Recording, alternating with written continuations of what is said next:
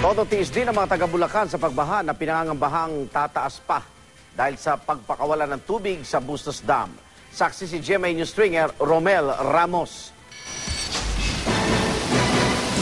Kasunod ng pagpapakawala na naman ng tubig mula sa 2 gate at 4 na rubber gates ng Bustos Dam, inaasahang tataas pang lalo ang baha sa ilang lugar sa Bulacan gaya ng sa Malolos.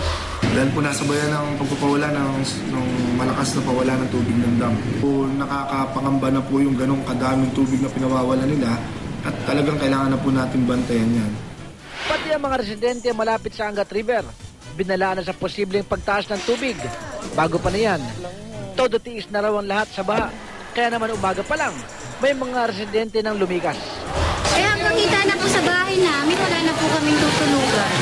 Buong maghapon, tubig ang tuwambad sa amin sa mga kalsada ng Malolos, maging sa mga bayan ng Giginto, Balagtas at Bukawi. Hindi na makadaan ang mga maliliit na sasakyan at dahil madalang ang mga pumapasada, maraming commuter ang napilitang sumuong sa baha. Ako si Romel Ramos, ang inyong naging saksi.